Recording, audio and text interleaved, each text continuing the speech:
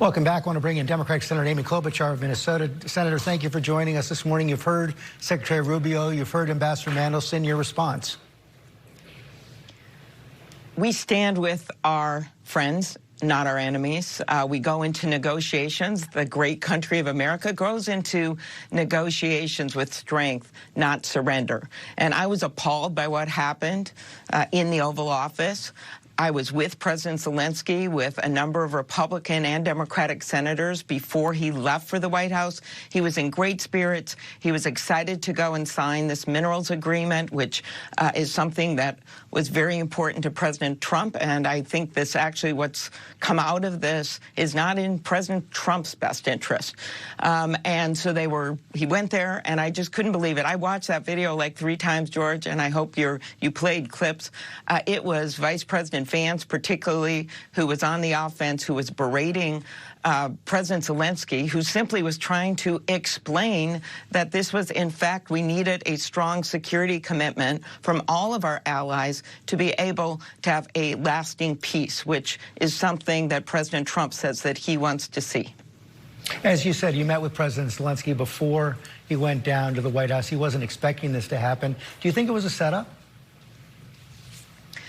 You know what? Either it was an ambush setup or they just got so hot-headed, the president and the vice president, that what happened happened. You know, it's the chaos of this presidency. It's chaos is up, corruption is up, costs are up.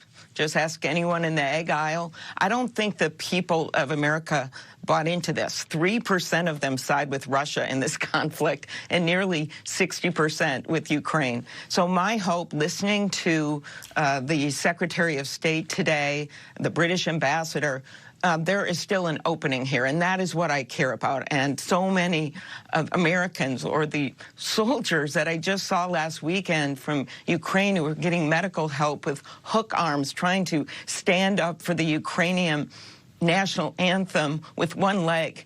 You know, this is not the time for us to undermine these brave Ukrainians. I'm sure you've been there. I have seen the mass graves in Bucha, the burnt-out apartment buildings in Irpin, all because of a dictator, Vladimir Putin. So when I listened to the Secretary of State today, I did note that he said numerous times that they're still interested in a peace agreement. There's a major meeting going on today in Great Britain with 17 European allies. You've got another meeting going on in Brussels where they want to come together. You've got France and Great Britain coming to the table saying, we'll put soldiers forth to make sure that there's a security protection with this agreement. That's a big deal. I just want to remind your viewers here that America and our allies, including Japan and South Korea, that's 50% of the economy, world economy. And Russia's like at 2%. So I think we know who our friends are, who stood with us after 9/11. Our friends are these allies, and we need to make this work. So anything we can do to get this back on track, we must do. What does President Zelensky need to know? You heard Secretary Rubio say that he needs to accept the idea that we need a peace agreement. Now they need to see something from Zelensky.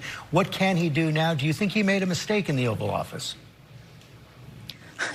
I did not, and I'm glad that he went on Fox News and did an interview after. I think he was just trying to explain his situation, and that is that they are grateful to America. He said that. He said that numerous times in private and public meetings. He said it hundreds of times. He presented a flag to Republicans and Democrats in Congress signed by soldiers on the front line saying thank you.